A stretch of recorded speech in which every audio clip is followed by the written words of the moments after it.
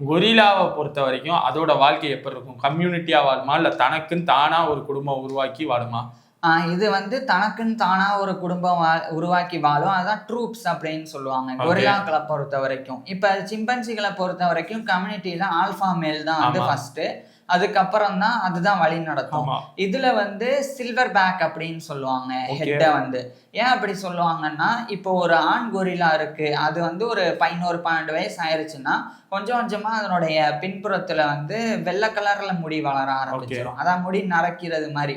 So அப்படி ஆனோடனே அது வந்து கிரே இல்லைன்னா ஒயிட் கலர்ல வந்து மாறும். அதனால அதை சில்வர் பேக் அப்படின்னு சொல்றாங்க.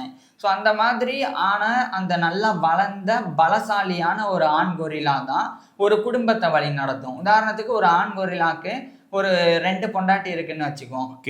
அந்த 2 பொண்டாட்டிக்கும் ஒவ்வொரு குட்டி இருக்கு. இப்போ மொத்தமா ஒரு ட்ரூப் அப்படின்னா இப்போ 5 பேர் ஆச்சு. ஏன்னா ஒரு சில்வர் பேக் ஒரு ஹெட்டு, அதுதான் சில்வர் பேக்கு. ஸோ ஒரே ஒரு ஆண் கொரில்லா, 2 பெண் கொரில்லாக்கள், 2 குட்டிகள். ஸோ மொத்தமா இங்க 5 இருக்கா. ஸோ இது ஒரு ட்ரூப்பு. இந்த மாதிரி வாழும். இப்ப சிம்பன்சிகளை பொறுத்த வரைக்கும் ஒரு குரூப்ல 100 பேர், ஒரு கம்யூனிட்டியில 100 பேர் இருந்தாலும் 5 பேர் 10 பேரா பிரிஞ்சு போய் உணவு தேடுவாங்க. 2 நாள் கழிச்சு கூட ஒண்ணு சேருவாங்க. கொரில்லாக்கள் வந்து இப்படி தனித்தனியாலாம் பிரிஞ்சு போவாது. அந்த சில்வர் பேக் தான் வந்து வழி நடத்தும். அதை நோக்கி தான் பொண்டாட்டிங்க குட்டிங்க எல்லாம் போகும்.